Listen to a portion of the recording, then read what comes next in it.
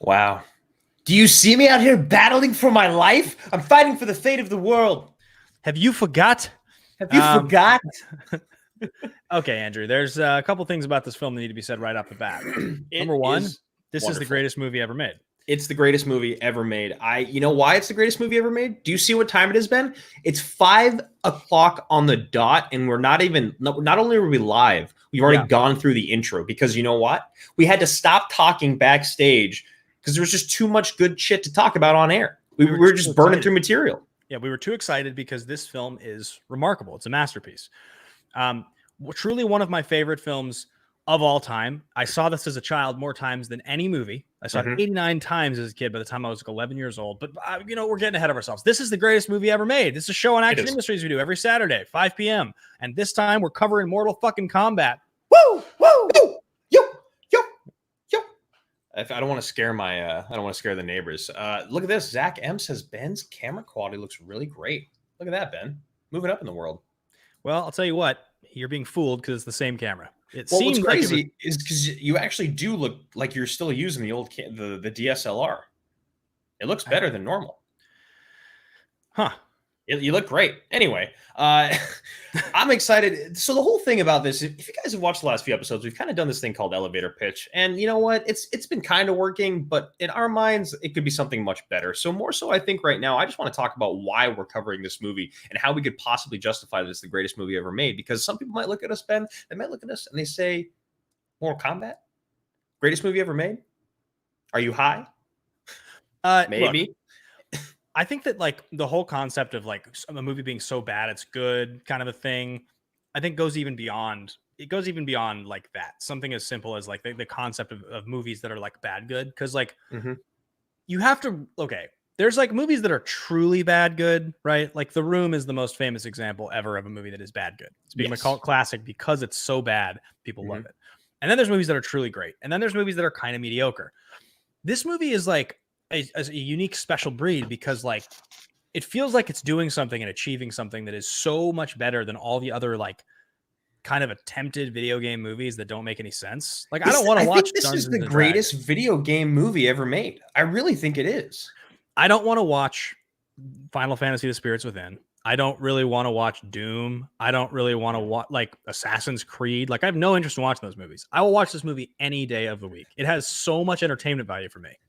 And like, we're going to talk a lot about video game movies on the show today because it is a really interesting genre of film. But, this movie knew exactly what it was doing. It really did. And one of the things that made The Room so goddamn good is that everyone in that movie, especially Tommy Wiseau, took it deadly serious. And everyone in Mortal Kombat, they do as well.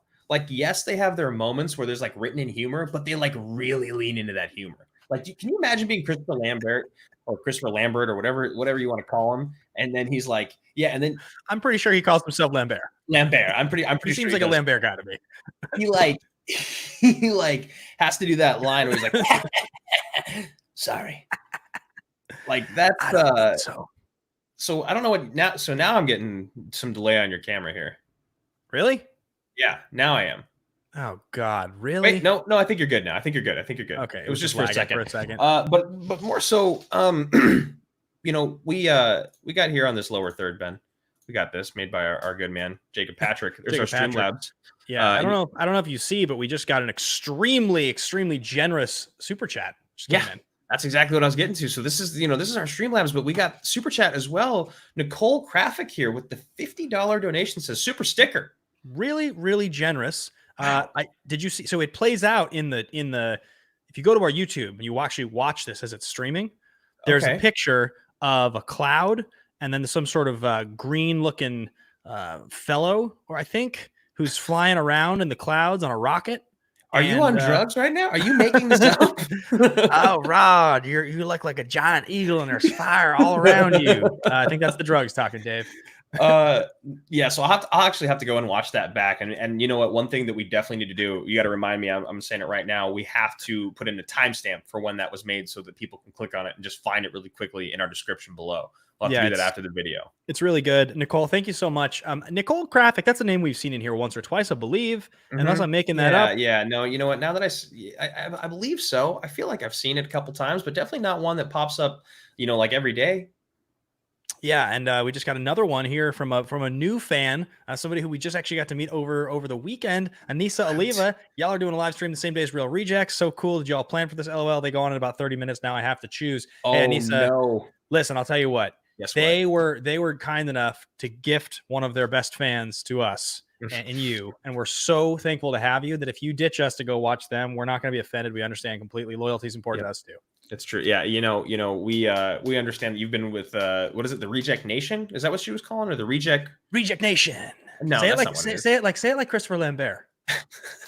Say he said, "Welcome to Reject Nation." This is the Reject Nation. Wait, let me try. Welcome to Reject Nation. Welcome to Reject Nation.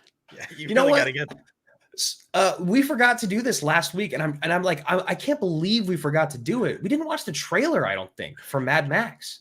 Andrew, I'm just gonna request. Can we go at least 10 minutes long today? Because I just can't. I'm so jacked. I'm so jacked to talk about this movie. I need to go long. Oh, okay. Well, yes, we can. Yes, you have permission to go along on your own show. And secondly, I need to watch the trailer so I can get a lot of these impressions down again. Because when you're in the movie, you're not practicing them because you're so in it. You're so in it. You don't want to. You don't want to speak over the next line. You don't want to speak over the next line, man. It could be another gem. There are so many great lines in this. Can I just say, if I got cast as Sonya Blade and I saw this script, whew, I would be real excited every day I showed up to set. It is Reject Nation.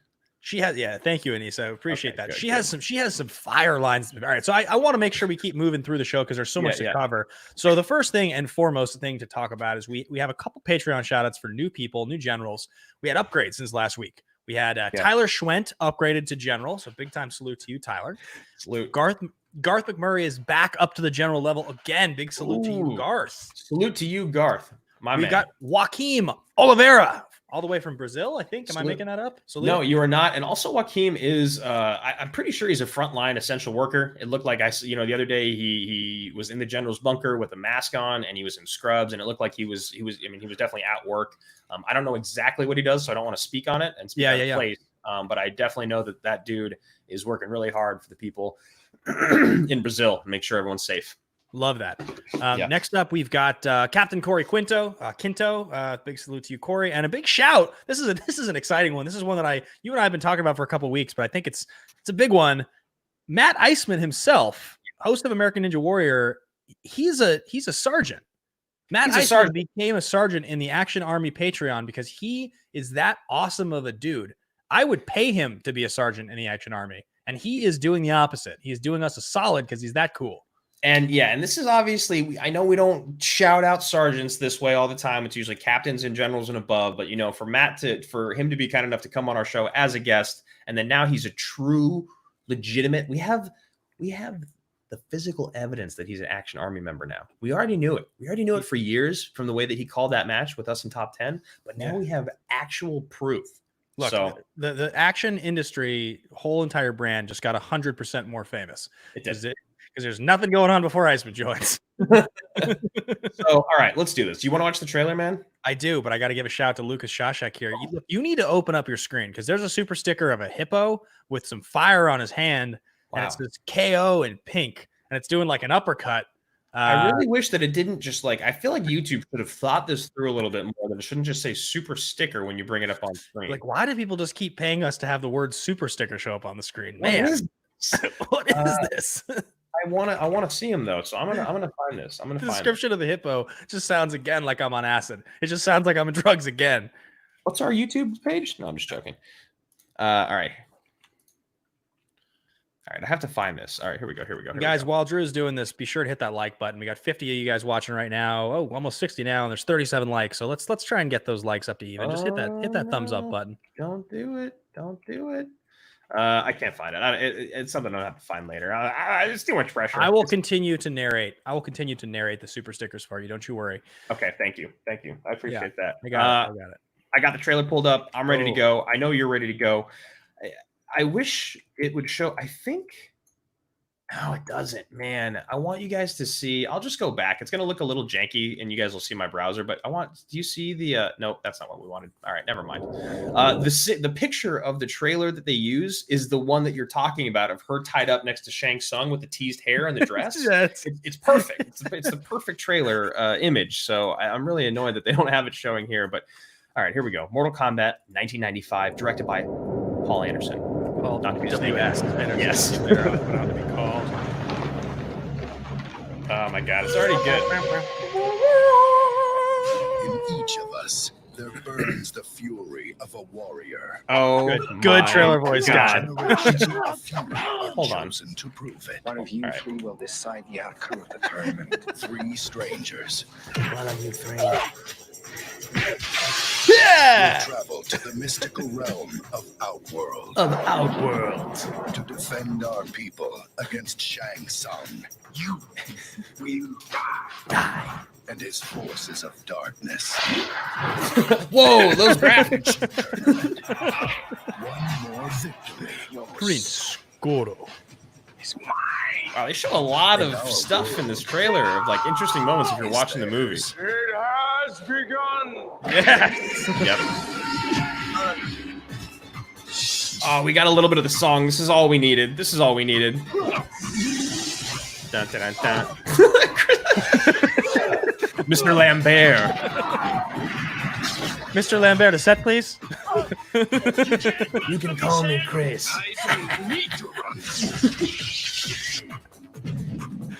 Yes, dude. Incredible, dude. I love that just because of the song, Kano shows up before Liu Kang when they're going through the cast here.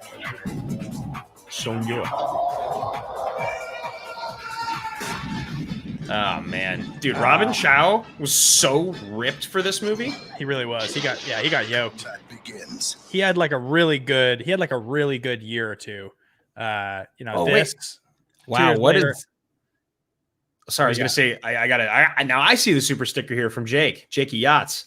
Who actually, happy birthday! Big shout out to the man himself. Happy birthday to Jakey Yachts with the now this time he's got a hippo with some green clothes on. Looks like red goggles. I don't understand. I know he's waving or doing something, but I don't understand what this pump arm thing is. The pump move looks a little inappropriate. I'm not totally sure what's going on. I am not uncomfortable. It looks like he's putting a glove on with one hand, but he's like getting ready to do something with the other one. That's not. Anyway, it's not family friendly. It's not family friendly. Did you see? By the way, I tweeted this last night. I was so proud of myself because I was sitting there. I was kind of drunk. You and I were on a call with buddy of ours for his birthday, and I watched Mortal Kombat, and I was like, this will be a funny tweet. And I was like, I was like That's how all bad tweets start, man. I was like, if Chandler Bing took karate classes, he'd be 1995 Johnny Cage. That's actually pretty damn good. I thought it was funny. Yeah, that's good. He, man, Johnny Cage. He was my favorite as a child. You know that? Really? He was your favorite? Okay, so think about this for a quick second. So this movie came out in 95. So I saw this in theaters at 7. It was my favorite movie. Incidentally, the same year I saw Tommy Boy in theaters. So like that was a big year for me. And when this movie came out on VHS, I watched it 89 times in a few years. It was like the only movie I'd ever want to watch. So like 8-year-old me is not looking at this movie and being like, this like dumb white movie star with sunglasses is a total fucking chump. Like 8-year-old me is like, I'm gonna grow up to be Johnny Cage. Like, I could be that guy. The whole movie. Like that's looking so back, funny because me growing up, I always wanted to I always thought Liu Kang. Right, because you're like, okay, I could be Liu Kang. You're like, I'm an athlete. I'm definitely gonna have to lose some weight. I already knew that. Even at 7 and 8, I was like, all right, okay. You're in the mirror with the Caesar. You're combing it. You're thinking, look, if I grow it out, in the back instead of just the front. Oh God. So we got Jerry M here with another super sticker. It's a piece of cake. That one I can describe. And then Paul PLD, another super sticker with looks like a mustache. It looks like the Monopoly Man's mustache if it was painted black. Okay. Okay. Yeah. I think that's a fair description. So we do have actually a couple topics on the show to have somewhat of an intellectual discussion about. We do have fist pump moment and favorite line, but we're also going to talk about the segment's called Required Reboot. And this is kind of about a movie that we thought really should have gotten a reboot that never did, an unjust, never rebooted franchise. So like a high profile reboot, like that feels like a really big time one. Yeah, like a really big time one. I agree with you. And then the other thing that I really want to talk about, man, is video game movies, because we used to do this thing called buy sell on Action Movie Anatomy, and I just want to talk about it in general, because really there hasn't been many video game movies that have been successes. No, it's a very limited number. And they've tried a lot. They've tried a lot of times. Yeah, Jose Montalvo with the $50 super chat, which I really appreciate, Jose. Big salute to you, brother. And I'll tell you what, Jose, just because we've had two really generous super chats today, both at the exact dollar mark that it costs to be a general for a month in the Action Army. And if ever you are compelled ever again to do that generous of a super chat, I'm telling you, there's an incredible community at patreon.com/Team Action of other people. We have like these big Facebook chats and Discord server, and we do all these cool perks. You're going to see two people come on the show and call in just a second, be a part of the show, that are generals. So if you ever want to do that, that's a really, really fun thing to do. But he says here, to this day, I still remember your Mortal Kombat question in the Schmodown versus Deep Cuts. Yeah. We both got that one correct. Yeah, that was good. I needed that one. I really did. I was struggling in that round, and that one brought me back to life a little bit. Yeah, Jose and Nicole, we love and cannot thank you enough for your incredibly generous super chat donations. But yeah, over on patreon.com, you'll get a little bit more bang for your buck /Team Action. There's some good stuff there. And like you said, there's a great community. So I think the first thing we need to do, I need to stop doing that where I get super close to my camera and then scoot back. I just get really excited, man. I just get real excited. I'm going to jump in. And I think what you're getting to here is the first thing we have to do on the show is fist bump moment. This is the moment. Something happens in the movie. You look around, you're like, are you seeing this right now? This is so awesome. I'm so excited I get to watch the rest of this movie. And to me, this whole movie is a fist bump moment. There's a great comment in the chat here. A couple things I just gotta shout out because this is so good. Bethany Curl, General Bethany Curl. Yep. I just want y'all to know how pumped Mike Deacon is right now to drunk review this. He's he's pacing around our living room. Mike says this whole movie is a fist bump moment. It's true. It really is. And I was like, man, how do I get in? And then we got Scott Rowand here with those were $500 sunglasses, asshole. That's a good one. I love it. All right. Look at this. Look at this. Buttered Butt Biscuit says, literally playing MK11 and find this live stream on YouTube. LOL. Too perfect. I fucking love it, man. So I'm so glad you're here. I'm so glad you randomly stumbled upon our discussion of Mortal Kombat. Ben, you've watched this movie 89 times as a child. Way more now. Finish my sentence before I come over there. Do you see where I am right now? Do you see how I got here? I'm on the top of the mountain.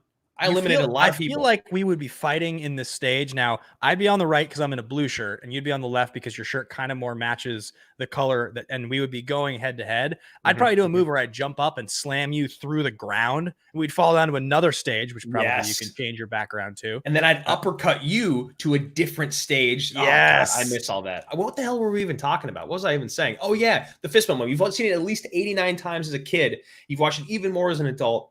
What is your fist bump moment when you watch this movie? Okay, so last night when I was watching it, I had, a multitude of emotions. I called you, which is classic for fist bump. I like a movie if I call you during the time I'm watching it. I texted you. You didn't answer. I considered calling you again because I thought maybe if I called a second time, you'd pick up. Sorry, I was asleep, man. I'm old. I'm old now. But there was a lot of them. For me, I think the biggest, okay. PLD here says fist pump the casting of Christopher Lambert. I think it's a strong vote because it's definitely the first thing you see Christopher Lambert. How the hell did I end up on this movie? But okay, I don't want to steal that one just in case you go with it. My fist bump moment definitely is they're going around the castle or whatever it is, the tower. Never explained. And they're looking and they find Kano. And he's talking to Goro, and you're like, all right, so, and they hide. They keep looking around. And Johnny Cage is like, I know where we're going. I can smell perfume. They end up back in the room. And all the fighters are like walking in and the song starts. And Johnny Cage is like, we got company. And I was like, it's like, and like they all get like real tough. And dude, the fighting is so well choreographed. Every one of them has like a sweet move. Like Liu Kang has that move where he like double jumps and kicks the two guys with his legs that are coming up simultaneously at the same time.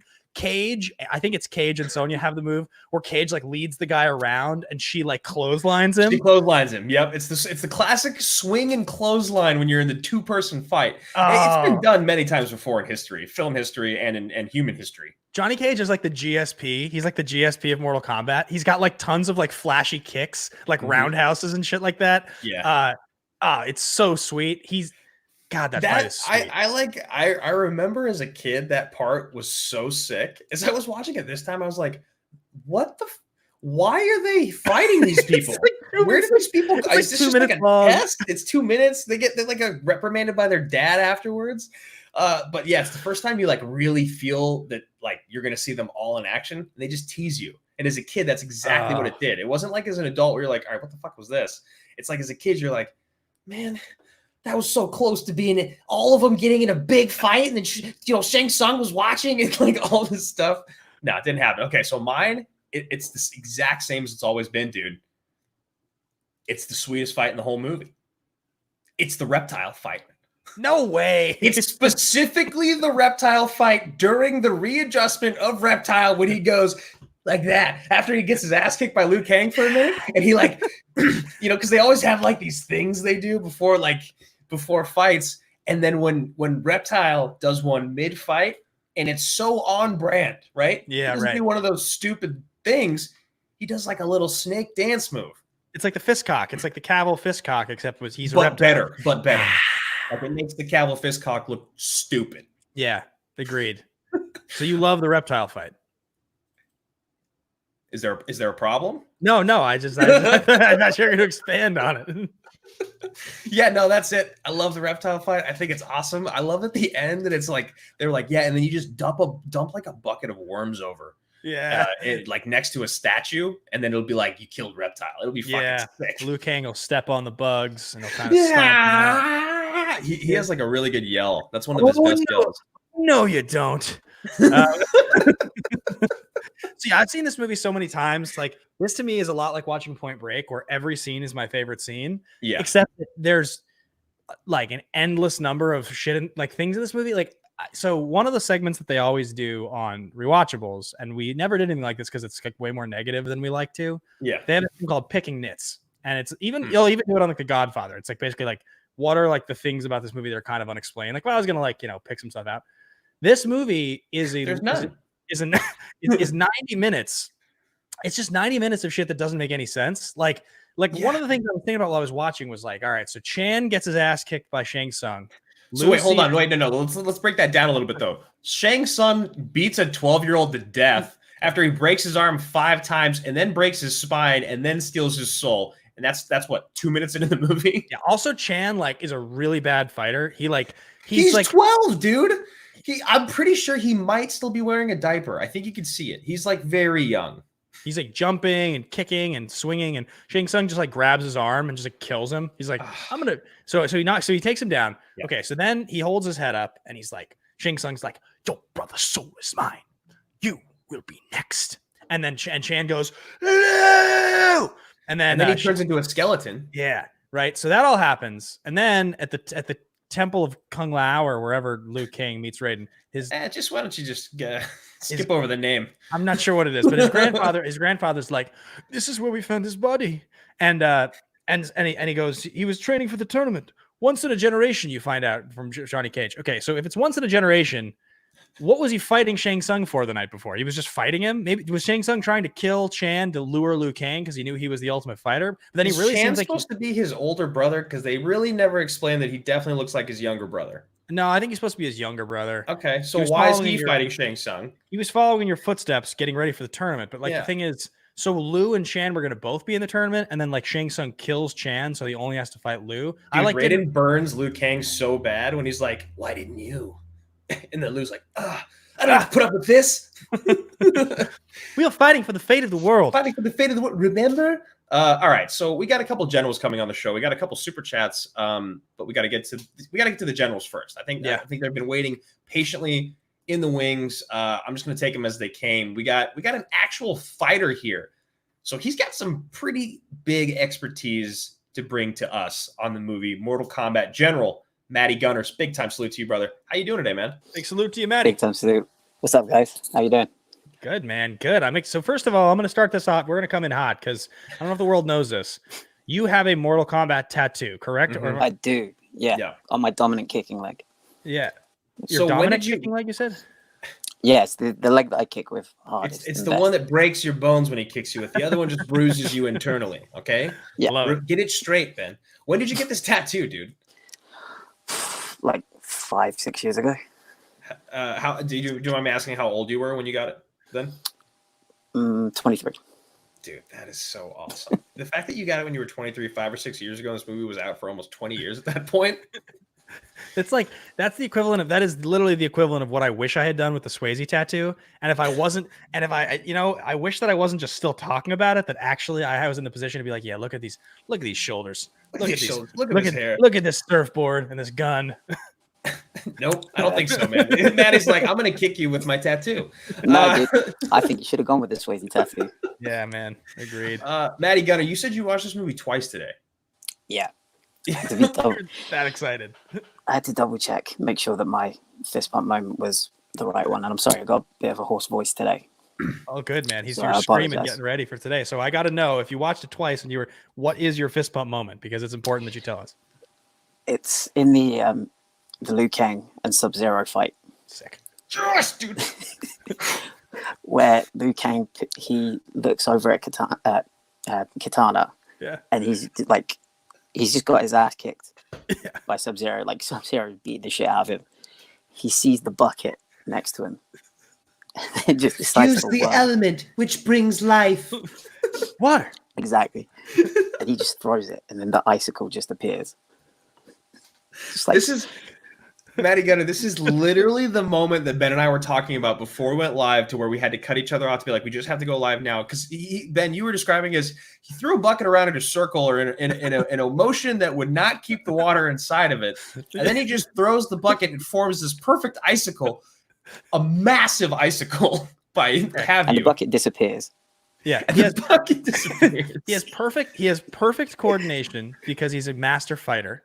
And obviously, but Sure. that would be like the equivalent of me picking up like a full glass of water and being like, I'm gonna spin it in a really fast. I'm gonna spin it in a really fast circle, and the water's all gonna stay in because of like velocity and force. And you'd be like, that doesn't make any fucking sense. The water's all gonna fall out of the cup. Like, Oh, dude, this just reminds me. Do you guys ever remember being a kid and defending things that you knew were absurd, but since it was your favorite, you defended the shit out of it? I specifically remember having a flashback of like getting in an argument with a friend about this moment, like as a kid. Because Sub-Zero was, first of all, my favorite character, which is why this is my favorite. Everybody's favorite character. Yeah. He's always cooler than Scorpion. He was killed too soon. But I remember like getting in a fight with one of my friends, like I think his name was like Russell. And I was like, dude, no, you don't understand. He's Liu Kang, he's a trained fighter. He would be able to swing the bucket around, not drop any water, and release it in a way that would shoot it perfectly straight. So that was me as a kid. Well, Sub-Zero has a lot of great scenes. I mean, when Sub-Zero freezes the gun earlier on, like, oh my god! So when they like go down and he like the two ninjas walk in and the music starts, like when that starts happening, dude, like, oh, dude, it's so fucking sweet. And like, and Scorpion, and he like the thing comes out of his hand. It looks so bad in this. Like as a kid, I think even as a kid, you were kind of like, that looks way cooler in the video game, but you were still on board because they made it happen. The ninjas look cool in the movie, though. That's the thing. Is like, well, actually, let me take that back. When you first see the ninjas, they look like genuinely scared of these guys, even before he like is icy and he's got the thing in his hand. But it's a little bit of a moment of like, these guys are in like brightly colored, silly costumes. What the fuck are you scared of? Like these guys are walking in like Halloween costumes, and you guys are like a trained fighter. You're in a suit and you have a gun. Like what? Okay, why are you scared? Speaking of trained fighters, Matty Gunner, I know this choreography is near perfect. I know it wouldn't change anything if it was filmed today. Are there specific moments that truly stand out to you as a fighter that are completely absurd, and or you're like, actually, that's kind of sick? There was one that I thought was actually pretty sick, where it's in the Liu Kang versus Shang Tsung fight. I actually tweeted about it earlier, where he throws like a jumping spinning back kick into a lead leg high kick into a spinning back kick. And I was like, what the fuck? Dude, yeah, because I was like a big Taekwondo kid, you know, and so like nice. this movie I loved this movie growing up, and there's specific parts in it where I was like, that's some pretty badass fighting. Like I always loved the Sub-Zero fight too, because like just the acrobatics of him like running and jumping off the wall, and then like the backwards, like he does like a back handspring kick, but then he flips back forward because the kick up was in every 90s movie. Yeah, they love backflips in this movie. Let me ask. So that sweet move where Liu Kang is up on the top of the stairs and the two guys are simultaneously running at him, and he jumps up and he double kicks them at the same time. Is there any world in which that move would ever actually work? If you wanted to break your coccyx on the way down, yeah. Kick both of them. Yeah, that's horrible. All right, Maddie. Because there's just no way.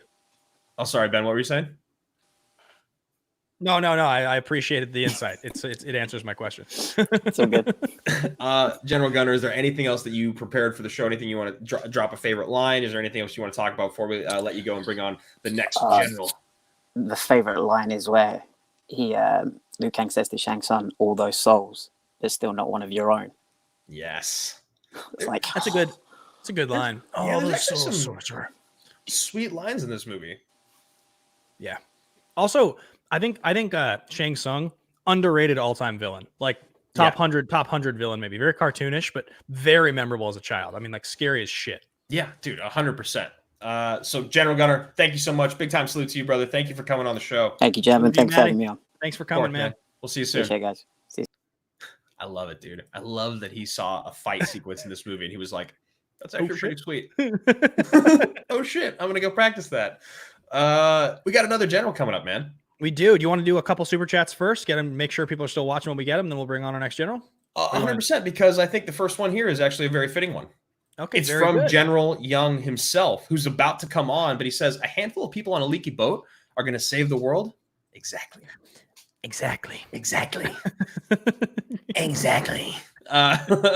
Larry Lee says it was a great film. Larry, you are 100% correct, my friend. You are right on the money, my friend. I brought this one up earlier, but we were kind of talking over it. But we were specifically, you mentioned this when he froze the gun. Oh yeah, it's so sick. Big shout out there to Jason Lasky. I kind of love the music. I kind of love the music in this movie. It's one of my favorite parts. I think like some of the themes are super memorable to me. I mean, the song itself is obviously incredible, but like even like I was just doing the sound effect on the boat, like the that shit really sticks with me. Yeah, I can see that. I can see that General Young's getting very excited about all these things we're mentioning. So we're gonna bring him on very, very soon. Okay. General Oliveira here says Street Fighter over Mortal Kombat because of Blanca. Ha, stay safe, guys. Big shout out to Brazil there. That's fair. It's a fair shout. And then Jason Lasky here, the Shang Tsung actor, reprises his role in Mortal Kombat 11. Sick. Fucking sick. So speaking of sick, let's bring on General Young himself. Alec, how the hell are you doing, man? I've been so excited for this since you guys put the poll on Patreon. I was like, no, I need to be in this as soon as I saw it. That was the one I voted for, actually, too. But it's actually, this movie is always longer than I think it is when I watch it. I think it's 97 minutes or something like that. It's like, yeah, it feels shorter than that. Like it's such a long movie. They get so much in there, and I grew up playing Mortal Kombat, like not playing, but getting my butt kicked at the actual arcade. Right. So this is like a super. It's in there for me because I was 9 when this movie came out, so definitely not supposed to see a PG-13 movie. Yeah, but I was at gymnastics camp, and our teacher's like, "All right, today we're gonna watch a movie." Oh, dude, that's so we're like, I watched Mortal Kombat for the first time at like a Taekwondo sleepover, and it was like, but for us, it was sick. We all like got up and started sparring after it was over. It was like midnight, but goddamn, dude. So what is your actual fist bump moment? Because I saw you like getting very, very animated and excited for a lot of the things that we were talking about. It's actually what it's a little bit of a plot later on. So it's Johnny Cage's kind of second half where he's talking with Sonya, and then he's like, "I'm going to challenge Shang Tsung." Yeah. And Raiden's like, "You can't. You're going to lose." And he's like, "What is it you said? This is Mortal Kombat. We fight." And then Raiden walks away and goes, finally, Yes. one of them has learned or something. Like, finally, they're learning. It's like, yes. Because that leads up to I think someone put it in the chat earlier. It's like, it's called his Nutcracker. But when he does a split and punches Goro in the nuts, it's like, yes. I mean, those are $500 sunglasses. Asshole was one of like the single definitive moments of me as a child. Like at 7-year-old me seeing Johnny Cage do the splits and then saying those were $500 sunglasses. Asshole ranks in the top 10 moments as a child for me. That was the coolest thing I'd ever seen. It was the funniest line. He was better than Tom Cruise to me at that point. He was that good. It was 100%. It was, and for me, it was like one of those things where, like, as someone that was like training to fight, you knew it was a dirty move. But no way to beat Goro, dude. You can't just beat Goro playing fair. He's not human. So I remember seeing that as a kid, just be like, yeah, dude, this is so sick. Can we also all just acknowledge for a second that like Johnny Cage is poor man's Tom Cruise in this movie? That's obviously what they wanted. They just wanted him to be like, that. Like if you imagine if that role is Tom Cruise, it's just exactly the same thing, but just better because it's Tom Cruise. So that but is that director in the beginning of the movie where there's like he's doing the action scene where he goes, "This is where you fall down." Is that supposed to be Spielberg? Because the guy looks very much like it's because I think I can't remember reading about it, but like something had happened with the producer or maybe Paul Anderson or something like that, where Spielberg was supposed to do something and didn't. And so it's a direct reference at him because there was like a feud. And so it's supposed to look like kind of a dickbag version of Spielberg. Really quickly here, Mike Deacon says Lyndon Ashby was robbed at the Oscars. He beat Goro. He beat Goro. It's a good point. Alec, also that scene you talk about when he's like, I'm gonna challenge him. The thing I like about that scene so much, I said this to Andrew on the phone earlier. They literally are like, all right, so we're gonna need a scene to establish that Johnny Cage and Sonya have romance. Because like there's literally no semblance of it at all in the movie at all. It just cuts to them standing like at the sunset. And he's like, I just can't let what happened to Art happen to you. And you're like, oh, got it. Okay, they're an item now. I also Art gets a name specifically for that conversation. So they can be like, there's this guy that we just watched die. Everyone else dies, no names, totally cool. He gets a name so they can have that conversation. Yeah, well, also because this is what I thought you were going to mention was the fact that like Art's fight, they're like, yeah, you got it, Art. And like literally every punch he takes, he's getting brain damage. And he's literally getting beaten to death. They're like, you got to get out of there, man. You got to shake him. You got to there's no like Rocky 3 moment. I mean, Rocky 4 moment where it's like, throw the damn towel. They're just like, you got it. And then it's just dead. He gets beaten to death right in front of them. And they're all just like, oh, Art. They also suggest a much closer relationship between all of them because like he dies and Sonya's like, no! And you're like, I've never even seen you guys talk before. Well, it's only because Johnny Cage recognizes him, right? From like a fighting competition back in the day. Yeah, but it's because he walks up and he goes, the stuff you do, you can't fake that. And this is me watching it the other week going, these days they could totally fake that. Oh god, there's so many other Johnny Cage scenes I want to talk about. Like I want to talk about the opening scene when you meet each of them. Johnny Cage's scene in the warehouse fight. Let's dance. Like God, that was so cool as a 5-year-old or 7-year-old. That was the best thing I'd ever seen. Yeah, and then I remember as a kid when you saw that scene, you were like, "This idiot didn't fall down." What an idiot! Way to ruin the shot. What a moron! What a moron! But then, Johnny Cage is so cool. But then you get kind of like callbacks you understand callbacks as an adult. So when Goro's hanging off the ledge, it's like, this is where you fall down. Well, dude, honestly, so I wrote that moment down because I just finished watching it, and I love that callback because they actually make it kind of cool, and the music's kind of sweet in that moment. It's actually kind of a badass moment, one of the few true badass moments in the movie. Well, can we talk about for a quick second though when he manages to somehow spin kick and knock Goro off the ledge. Yeah. But he's about a quarter of the size of Goro. And there's pretty much no way that by kicking him one time, Goro would fall off the ledge. He's just top heavy. This extra arms and I feel like some of it, I remember the Goro fight in the video game because it's like way deep in the video game. I think they took a lot of kind of the stuff that he does and the way like the hits that he takes and the way that he like falls. I think they took it all from the game.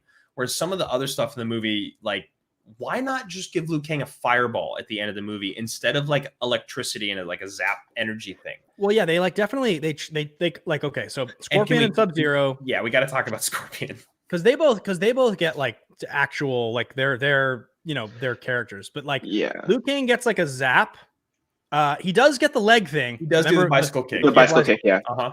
Johnny Cage does his like warp kick, kind of. His shadow kick. He gets a shadow kick when he goes into the hell area with And the split punches in the video game also. Like he has that also. But Sonya doesn't get anything. She just gets a gun and like a leotard, basically. If we don't talk about the next movie, she does the kiss of death in the next movie, but we don't really talk about the next one. Yeah. Annihilation. The leg kill. She kills him with the fatality. Yeah. Kano's neck. That's from the game. God, Yes. Kano. God, there's still so much to talk about. Alec, we are gonna let you go in a second. Anything else you want to share? Any other favorite lines, favorite moments from Mortal Kombat before we let you go? General. Just as a whole, the soundtrack for this movie is amazing. My favorite song is at the end when all the spirits are going with Halcyon on, and it's got such great music and songs, not just as a soundtrack, but or an OST, but like the soundtrack itself fits the movie, and it holds up every time you're like. You see a fight, it works. The Halcyon on is one of my favorite songs because of this movie. Like it was imprinted on me in that. You're talking about the one where it starts the doom doom doom doom doom doom doom doom. Right? Yeah. And he's like, let's go home, and then all the little kids are running and yelling. Yeah. That's sweet, dude. I actually really do like that. Yeah, it's really good. All right, General Young. Thank you so much, Alec. Thanks for coming on the show, brother. Salute. Thanks for having me. Talk to you soon, man. Coming on, man. Later. It's a good episode, man. This is exact because like they kind of fill in for our Mark Donica moments on AMA, because another great reason why that show was so great was because of all the insight Donica had, but then it just didn't work and the audio. So it's really nice to be able to kind of do it again years later. I mean, people love this movie on a level that I think is actually kind of astounding. I don't know if you're as surprised by it as I am, because like I definitely love this movie, and I mean, I'm having more fun talking about this movie. I'm having as much fun talking about it now as I did 4 years ago. Is the funny part. It was one of the most entertaining episodes I remember, like a long time ago.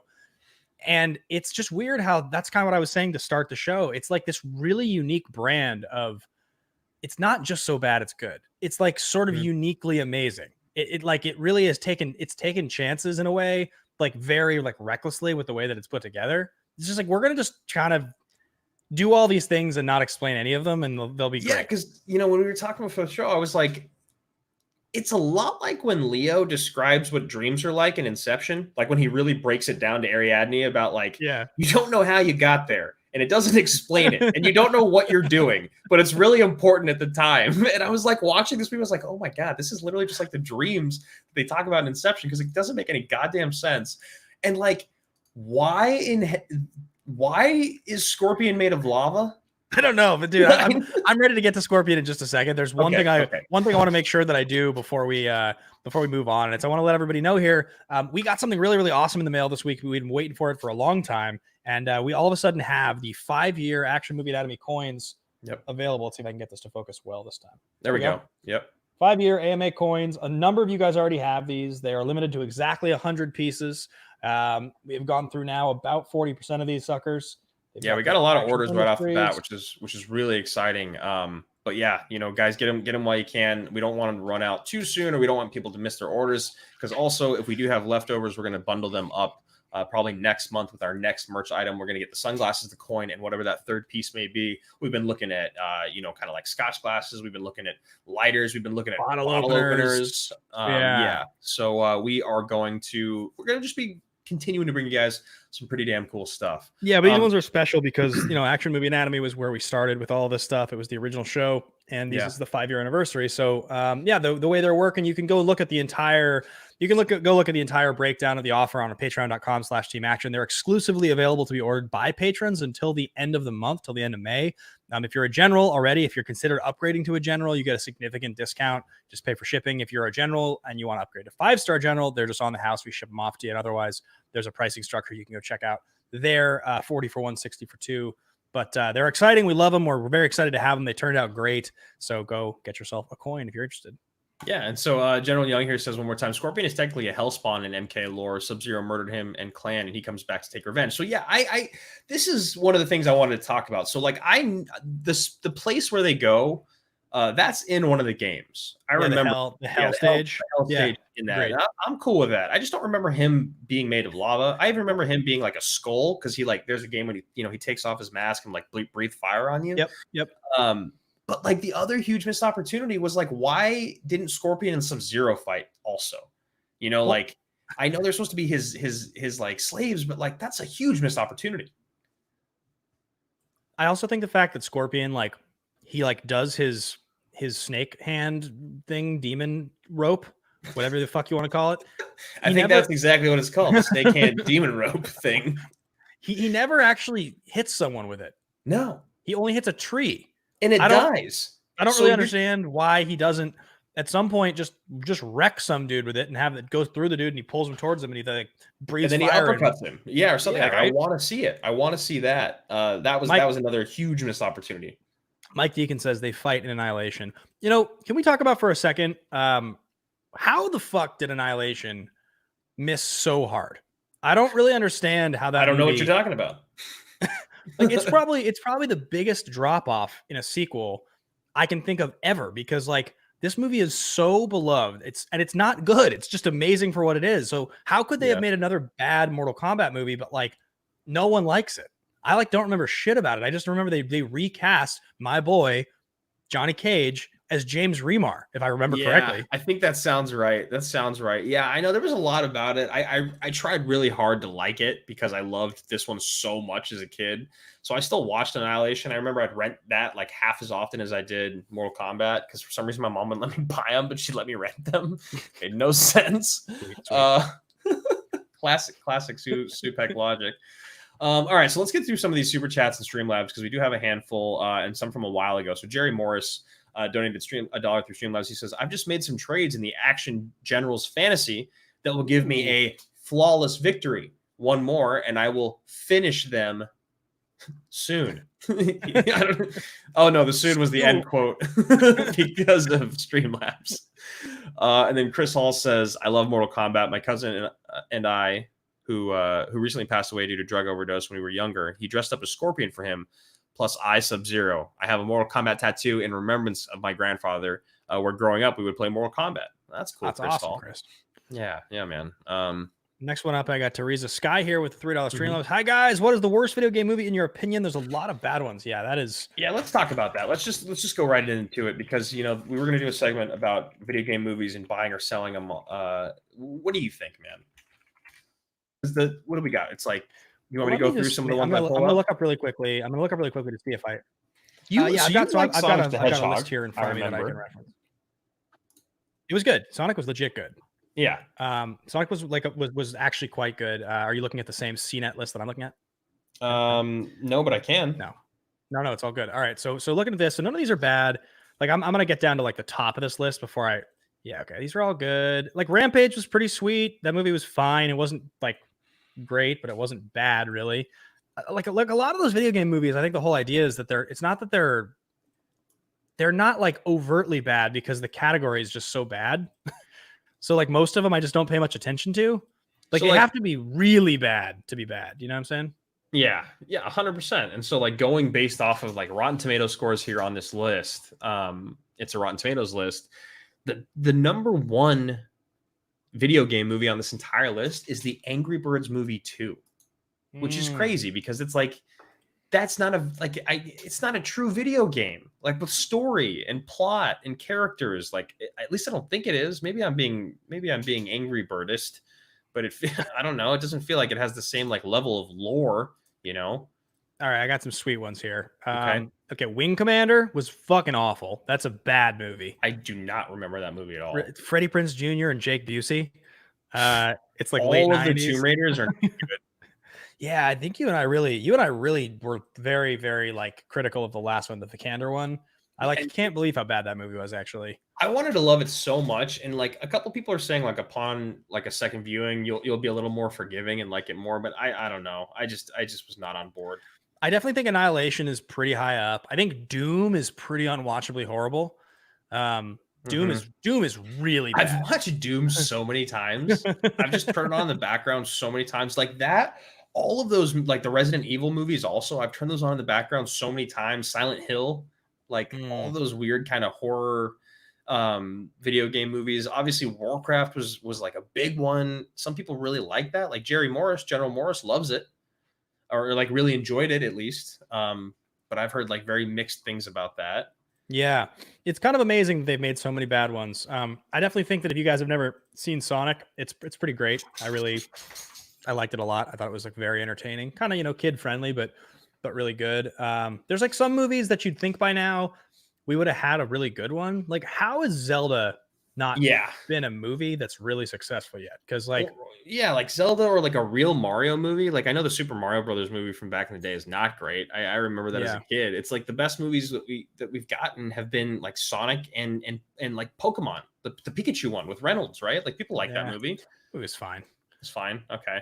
But yeah, I don't know. To answer Teresa's question, the worst video game movie of all time. I mean, Street Fighter I liked as a kid, but Van Damme's in that.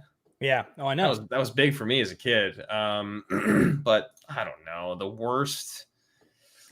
That's tough. Maybe it's just Mortal Kombat Annihilation. I think that's on the top of a lot of people's lists. There's a level to there's definitely a level to this experience that makes me feel like we need to, just because people are enjoying this episode so much, I almost feel like we need to do one of these for Annihilation, like a special edition. Like we have to call it something else. I would do that. Because like, here's the funny thing. Correct me if I'm wrong here. We were so entertained by the last one. We thought like when we did this 4 years ago on Action Movie Anatomy that this was so great. I think we both went home to watch Annihilation, and I'm pretty sure I texted you 15 minutes into it and was like, we both turned it off, right? And I was like, I can't watch this. It's I was like, this is one of the worst pieces of shit I've ever seen. Now I remember why I never finished it in the first place. Wait, have you still never seen that movie? Okay.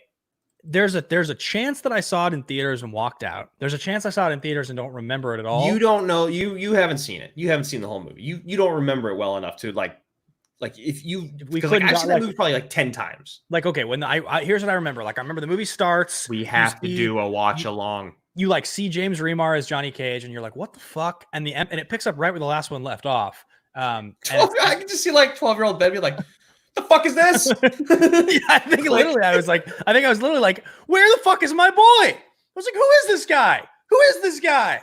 Like, I was really upset. Oh, that's so good. Like we have to do a watch along, dude. James Remar, who's kind of like the poor man's Clancy Brown. He's almost kind of Hadley in Shawshank Redemption, but not quite.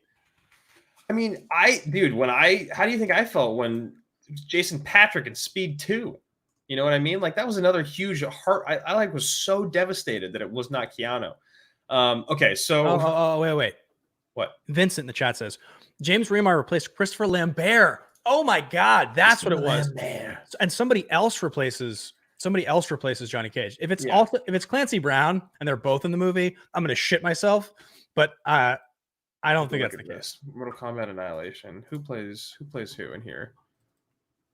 James Remar plays Raiden. Sandra Hess plays Sonya Blade. So they replaced her. Liu Kang was the only person who came back.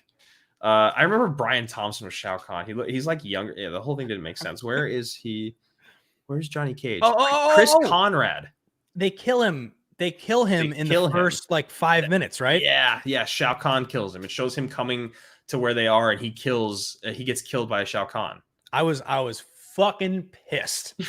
This is bullshit. I believe I asked for my money back. We have to do a watch along of this. This is you said this was a missed opportunity that we didn't do a watch along for this. We have to do one for Annihilation because then we can't bail. Yeah. All right. I'm into it. Oh yeah. Talia Soto also came back. She was splitting her time between that and the Sports Illustrated swimsuit issue. God, I was in love with Talia Soto as a kid, man. Guys, if you haven't already hit that like button, go ahead and hit that like button. We've got still more people watching than have hit the like button.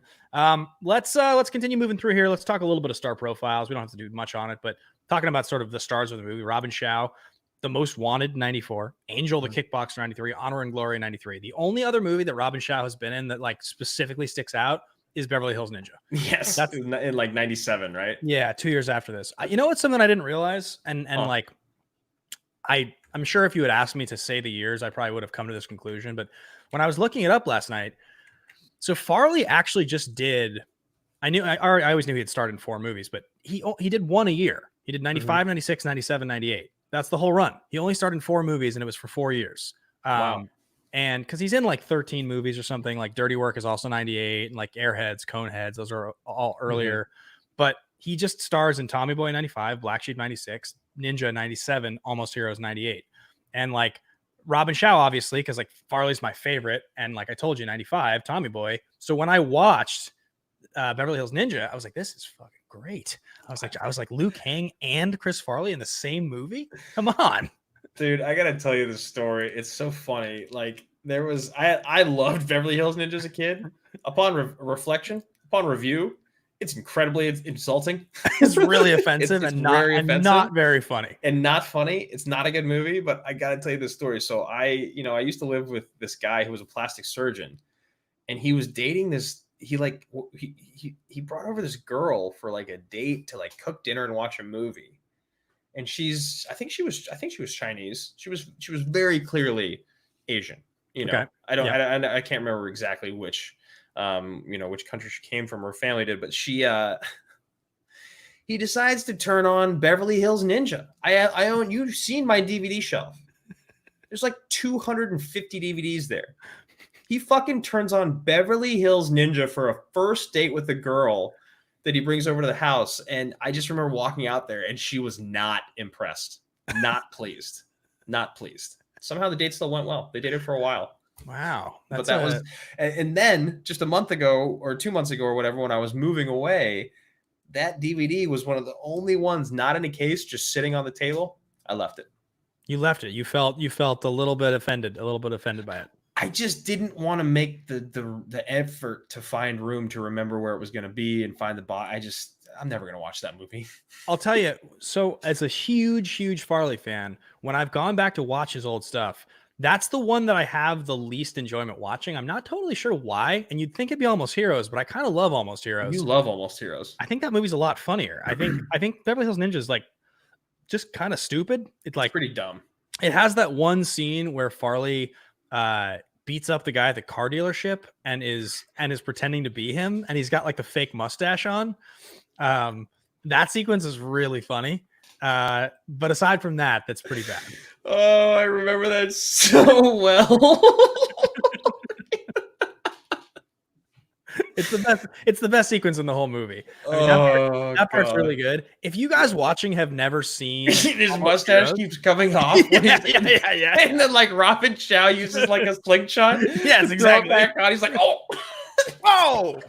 If you guys have never seen Almost Heroes, I'm telling you, there's a couple scenes in Almost Heroes that will kill you. That movie is underrated because it's got, I mean, obviously Farley's great.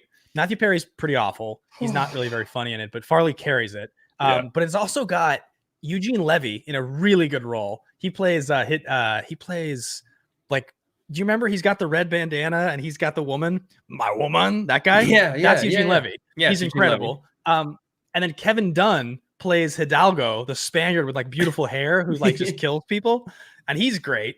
That movie, an incredible supporting cast. Bokeem Woodbine, one of my favorites. Yep. That movie's funny. If you guys are not, if you guys are not familiar, Bokeem, didn't you bring that up? And he was like shocked. That's like my story. Yeah, like I met Bokeem like a few years ago, and he's like coming down the line, and he's like, people aren't that excited to talk to him because he was a little less famous then.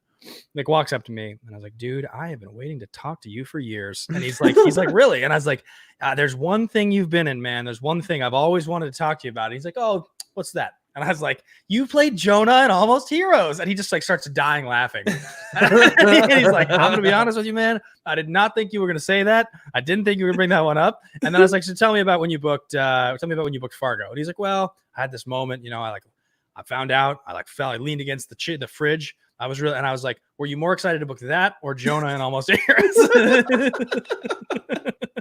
Like, get the fuck out of here, man. No, he was great. Yeah, he was cool. I remember that. So Chris Hall here, just to follow up from what he said earlier on Streamlabs, he says, I got the tattoo for free from the brother-in-law of the girl that I was friend zoned by senior year of high school. I'm 27 now. So another sweet Mortal Kombat tattoo. Rock solid. And is there, what were we going to do? Yeah. So next up we have Kari Hiroyuki Tagawa, who definitely was probably the person that became, I feel like he's the most famous out of everyone in this movie now, even though he's like not that famous. I just can't think of anything else that anyone, maybe. I mean, Lambert didn't end up Highlander or whatever doing that much shit. And I guess Carrie kind of did some stuff. Like Carrie ended up in so I remember him in Rising Sun in '93. That's like Sean Connery and Wesley Snipes. and I like definitely have seen that movie a few times. Natural Causes, I think, might also be Sean Connery, though I can't totally remember. Picture Bride, I don't know, but I think Carrie is in some like other movies. He was in The Man in the High Castle. Oh, from okay. 2015 to 2019, and then like he was in Showdown in Little Tokyo, Johnny Tsunami, Rising Sun, like you said. So I feel like he just worked a lot more. Like he never was obviously like a famous leading man. Oh, he was also in Planet of the Apes, I remember. Okay. So I don't know. It felt like he had a decent career, but I mean, obviously, no one really on this show or in this movie like became huge. Yeah, I mean, I definitely he like I was saying earlier to Maddie, I think he's like a kind of an underrated like movie villain for our generation because he's pretty memorable. He's like a pretty memorable bad guy. He's really evil. He's in License to Kill, the second Timothy Dalton James Bond in '89. Yeah, I think I knew that from looking that up. I was also gonna say I remember that the girl, the woman that plays Sonya, it's like Bridget Wilson or something like that. Yeah, Bridget Nielsen. She married Pete Sampras or something like that, right? Yeah. She was in Billy Madison. I remember her from that. It's the same. It's the same year, I think, as this or the year after. It's like she was kind of like she was definitely kind of a heartthrob in the late 90s. You know, she was in a lot of random movies like Last Action Hero. She was in there. She was in House on Haunted Hill. Maybe she was actually the one that had the biggest career run. Yeah, I mean, so Carrie's also the bad guy in the Phantom. He's like, he's in like a bunch of The Art of War, one of your favorites, David Chan. God, that movie's so good. He's in Elektra as Roshi.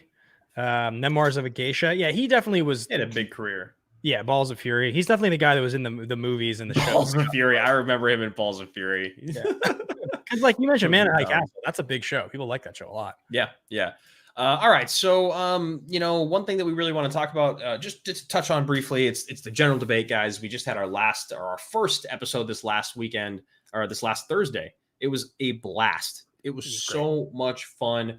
General Gilpin came out on top, but we had General Buckingham there. We had General Haynes there. We had General Gilpin. We also had General. Why am I forgetting the fourth person right now? It was Hannah. We had to replace Hannah. Brandon Hannah on because we were originally going to have a different general. But we have our next topic announced. It'll be battled. It'll be fought on the 21st of May, 7 p.m. Pacific, just like the last one was. It's a Thursday. And it's going to be what is the greatest Tom Cruise film of all time. We've already gotten a couple submissions. There's I think 1 or 2 spots left. So make sure if you're interested in being a part of this one, send in your submission right away. Let us know. It's a 4-round against 3 other generals game, and then the 5th round is a face-off between the top 2 people at that point. We employ the help of Twitter, and as you guys all know, if you have been generals since we started this thing, if you go and you look on patreon.com/team action, you're going to know right now, are you Team Bateman or are you Team Guy? And at the end of this one, whichever one of us wins the month. So if I won the first one, but if I win the second one, it's irrelevant. But if Drew wins the second one, there's going to have to be some sort of tiebreaker. And the loser of Team Bateman or Team Guy is going to have to wear their hair like an asshole for a whole month of shows. And the other person decides the style. I don't get to like decide what my hair looks like. Ben gets to decide the styles that we're going to look up some stupid stuff. What does your hair look like right now? It's getting. If you do what I'm doing, can you pull it forward? Okay. Yes, dude. Oh yeah. Look at that. I got a lot to work with, man. I've got some good ideas. So guys, mine's getting real long. I need you guys. I need the people on Team Guy to come and pull it through. That looks good. I want to just leave it off. I need you guys on Team Guy to come pull through for me. You got to get your submissions in. Action Industries brand. There's a good one. That's a good one. I like that. Get your submissions now if you're general. actionindustries@gmail.com. We still need more submissions. I cannot wait. I need to pick up a W. So I'm really excited about that. We're doing that on the 21st. Go and watch the first episode if you haven't already. Since we're already well over our time, we're at 104 and we're gonna go longer, but we still have other things to talk about, man. Which one of these segments do you want to do? Do you want to actually do any discussion on the reboot? Do you want to do box office? What are you thinking? All right. I think the first thing I want to do is, are there any scenes in this movie that fuck all the games? Because there's just a lot of this stuff that I just want to talk about. Yep. So let's just break down some of the scenes that we haven't, because there's some really good ones. All right. I think the first one I want to start with is why at the end of the Scorpion versus Johnny Cage fight, after his head explodes and Johnny like gets a shield or whatever. Not his head, his entire body. His dynamite explodes. His acid body. Why does Johnny Cage's picture signed by Johnny say to my biggest fan land on his burning like skull and teeth. It was like another moment where I had to like argue to defend it. I was like, well, it was probably like a hitman, like when a hitman gets a picture, so he had to know what Johnny Cage looked like so he could. It makes no goddamn sense. Also, where is Johnny Cage in the beginning of that fight with Scorpion, and how does he get home from hell? Yeah, how does he like? Yeah, how does he get just there? The basement of the yeah. That one has never made much sense to me. So, oh wait, Mike Deacon says it was his friendship in Mortal Kombat 3.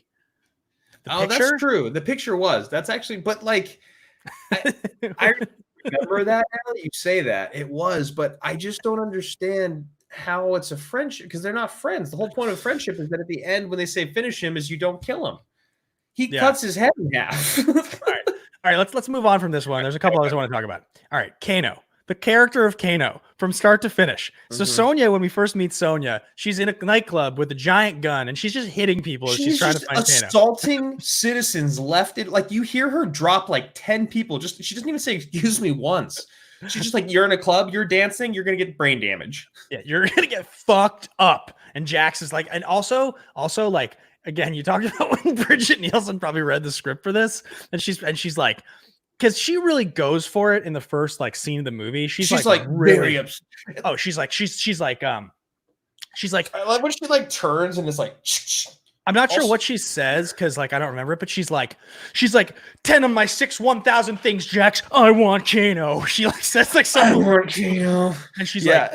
And he's like, you trust it? She's like, only one person in this world I trust, Jax. You're talking to her. Damn it, She's I have that written down. I literally have I trust one person on this planet, Jax. You're talking to her. She's like, and then she's like so extra. She cocks her gun 3 times before she shoots once. So Yeah. I just want to say that also. That's another thing. So then Kano's talking and there's a lot of exposition. He's like, right, that's it. Right.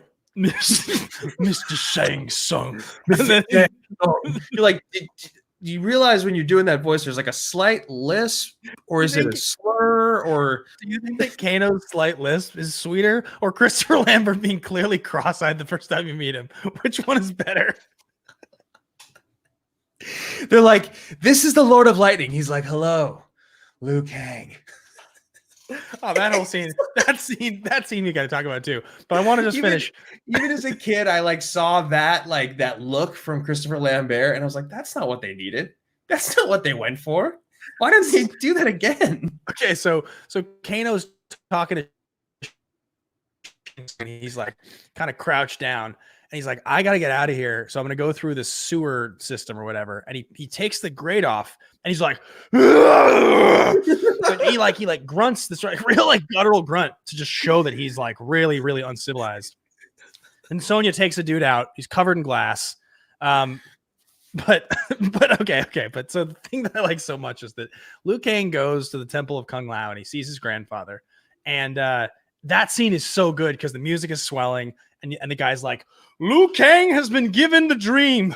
And you're like, oh, this is getting exciting. Raiden shows up and he's like clearly cross-eyed. He's in the rice patty hat. It's so offensive. They're like, no, because he's the Lord of Lightning, he has to be a white guy. We have to cast Christopher Lambert. It's so offensive. And then, of course, Liu Kang, grandfather, get up! This is not your god of thunder and lightning. It's just a simple beggar. And then Raiden just wrecks him. Yeah, you know how he wrecks him? He gets a twinkle in his eye is one of the things that happens a couple times where he just does like the lightning in his eye, and people are incredibly intimidated by it. Yeah, for sure. But like, I forgot. We are fighting for the fate of the world. I mean, like some of Robin Shaw's line deliveries are just spectacular. Yeah. You know what I will say though? I will say at the very end of the movie, because let's do our favorite line right now. Let's do our favorite line because my favorite line is actually when he goes, it's at the end when he's like, no, Chan chose his own path. That's my Every favorite man line. chooses his destiny. Shang Tsung killed my brother. Yeah, he goes, every man is responsible for his own path. Shang Tsung killed my brother. And then Shang Tsung goes, "You're mine." And then it's like, yeah, dude. And then the music starts. And he beats the shit out of him. Yeah, it's fucking awesome. The double punches. I love when I was a kid when those spikes came out of the ground. Yeah, 6 to midnight. Yeah, the spikes were awesome. Also, the music that's going on. Also, the music that's going on, where it's like, dun dun dun dun, like as those lines are being delivered, it's really dramatic. It's Wait, fucking we never talked about these spirits that they brought back to life. I counted. He hits him each twice. Yeah. They're like really clunky, big, like dusty samurai things. There's like one old, like random old guy that I feel like got like miscast. No, he's got like these weird like spike glove hand things. Yeah. That section's all totally. So Kano's only superpower is that he has like a red eye and like a really bad leg. That's all we got out of Kano. We get like Jax for a second, but he's not really in the movie. They're like, wait, what the fuck? Kano has a red eye? Oh shit! Duct tape, red Sharpie. All right, I'm trying to think if there's any other sequences in this movie that we need to talk about because, like, all right, so the movie opens. We got. How about Katana? How about him and Katana and the fact that they just keep fighting, but like Shang Tsung's watching, he's just like, Katana, you better not kiss him. You disappoint me. Yeah, it doesn't really make much sense. It makes no sense. Also, when like they're trying to find Kano and they see the shadow of Goro, and he's like walking to go meet Kano, and he's walking. He's like, that's like what Goro does. He just like walks around yelling. No one's like what about? I do love when Shang Tsung shows up and he kind of talks trash about Kano to Goro and explains the situation. It literally cuts to like basically them in my background of the three of them, like perfectly lit, just like yeah. Kids, it's like basically the Jack Sparrow scene with Orlando Bloom when they're watching, but with like not even trying to seem inconspicuous. Like they're just there. Like, yeah. The next thing that I really like is that when Goro is like, he's like, it's time, Prince Goro, and he's like, okay. And like to this point, we've seen each of our fighters fight one round because like it's a first round, second round, it's a bracket in theory. Goro just kills like 13 dudes in a row. Like legitimately, like 13 people he just shows them throwing them on gravel. And he also, but like there's no explanation of like any kind of bracket. Goro just kills everybody. It's also like totally absurd. He's like a giant with 4 arms. Like, Art never is like, really?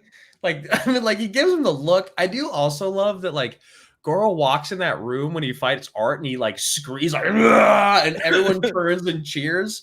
And like when he's walking, the ground is shaking. Art doesn't recognize that he's fighting a dude that looks like Prince Goro until he's literally 5 feet away from him.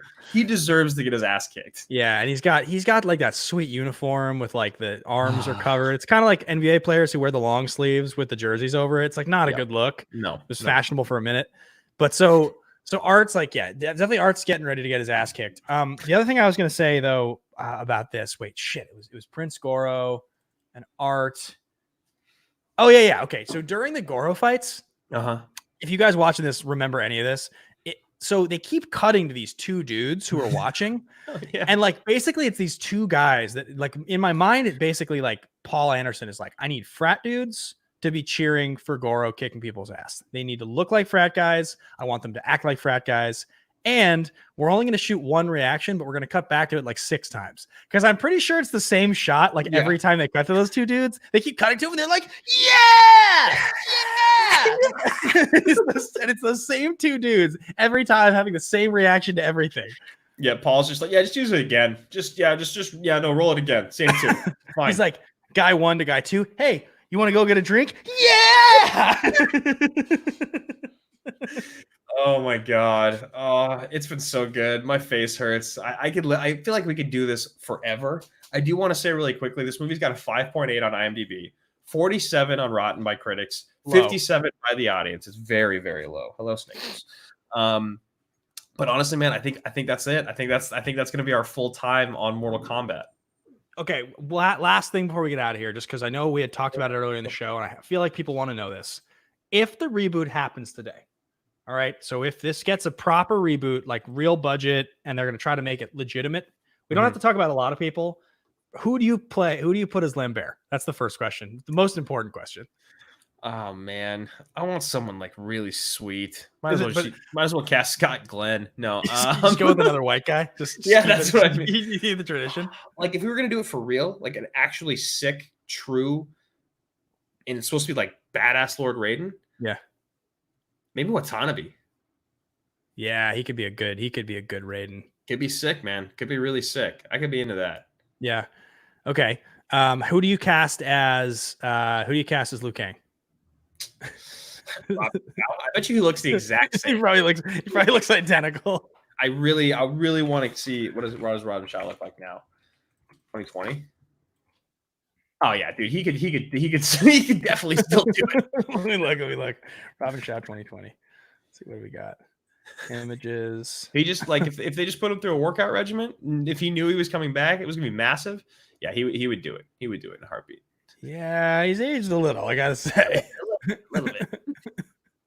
What about you? Who would you bring? Who would you bring in as your favorite? Johnny Cage. Cage. I feel like Gosling? yeah, this is literally right where I went was Gosling. I feel like Gosling would be super sweet. I kind of feel like if you want to, oh, that's so good. What about this? I feel like if you want to stick with the like Tom Cruise knockoff thing for Johnny Cage, then it's a little more limited of a pool. But if you want to go with a guy who's like a little more like menacing and kind of badass, who would I go with? I could get behind like Josh Hellman. He's like, remember, he's like Nux's war boy friend. Yeah. In Fury Road. I think that'd be pretty sweet. I was gonna say Iko Uwais, the guy from the Raid, and someone else wrote that. I see up here. Where is it? Dean Morgan said that. That's a great one. I could see him as Liu Kang. Nicole Krafik here just says Tom Cruise as Johnny Cage. I like it. Yeah, there you go. He honestly could. He could pull it off. He just play himself. Reynolds as Cage. That's not bad. He's got the build, and he's also got the humor. If we wanted to keep, do you think like sarcastic humor Johnny Cage is a good look for him, or do you think make him a little more serious? I think if he's kind of like an annoying, snarky, like LA type, I think it'd be okay. I think maybe Reynolds is the perfect casting. I think Reynolds is the perfect cast. That's a great one. Pine could be good.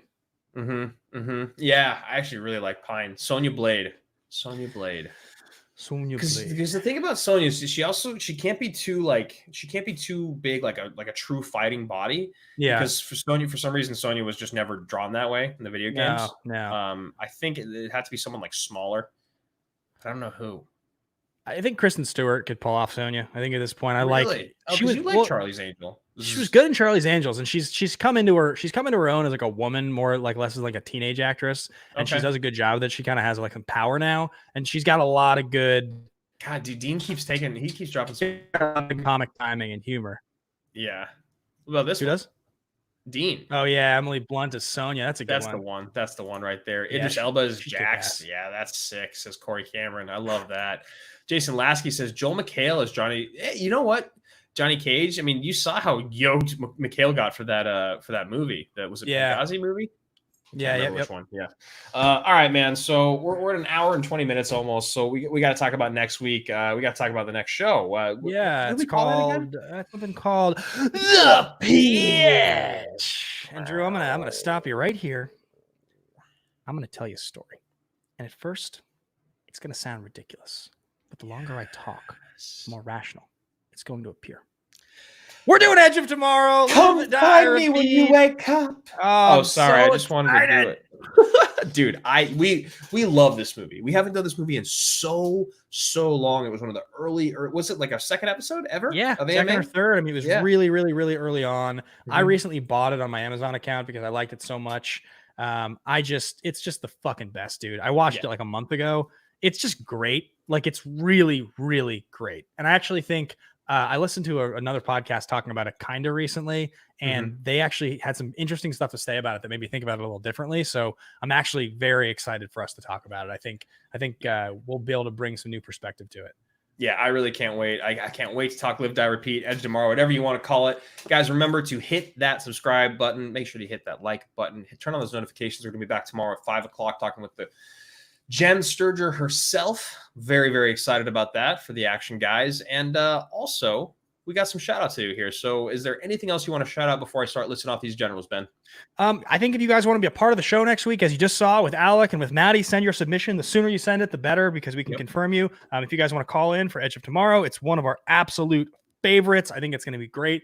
We'd love to have you on the show. And I guess just the last quick plug is, I know you've been doing some esports stuff on your channel. What's up with that? Where can the folks find that? Yeah, guys, just go to youtube.com/Andrew Guy. I'll put the link down here in the chat. youtube.com/Andrew Guy. But the other thing, honestly, that you guys could do, Andrew Guy YouTube, that would be really, really helpful, because it's a brand new platform, and I'm actually partnering with these guys. It's kind of like Twitch, but it's called Mad Cat TV. It's a brand new thing. It's owned by a company called Tencent. It's just another fun video game streaming platform.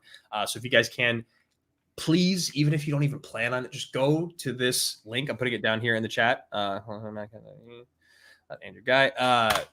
Just go and hit follow. It would really, really help me out if you guys could do that. And then, Ben, you got some stuff going on too. I know that you just put up a great interview with Roxy Stryer yesterday on your channel. Yeah. youtube.com/nerdsandsuits. We're at the day 15 of the launch here. I'm very excited about it. I've done 4 interviews so far. The one with Roxy posted yesterday. You guys were all on the live chat, which is really cool for that one. And the second episode of Song from the Scene premiered this last week. So I'll have another one of those coming out Wednesday. Trying to decide on the song right now. I've been practicing a bunch of different ones, but loving that. You guys have been so much fun to have. Go support that. So just go and hit subscribe, even if you're only moderately interested. I'm trying to build that channel up.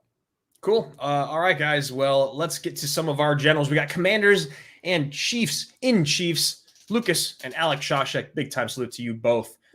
And they're actually the captains. One Team Guy, one of Team Bateman. I think they're just going to go back and forth every month doing that. Yeah, I love it. Excuse me. 5-star generals: Ferris Muth, Meow Thana, AJ Lancaster, Cody Seal, Jake Yakoveta, John Getz, Mac Ryan, Paul Denuzio.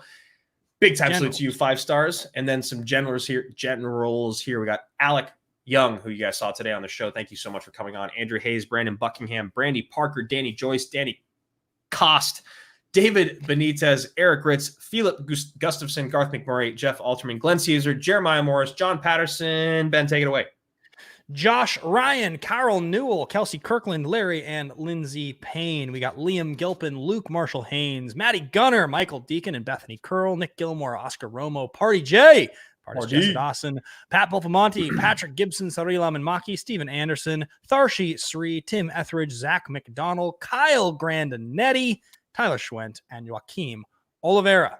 Salute to you, generals. Thank you so much for your support. We'll see you tomorrow night at 5 p.m., 4:40 for any of you generals in the generals bunker. And, as always, guys, we love seeing you. Thanks for a great show today. Yeah, thanks for a great show. See you soon. Salute, guys. Bye, guys.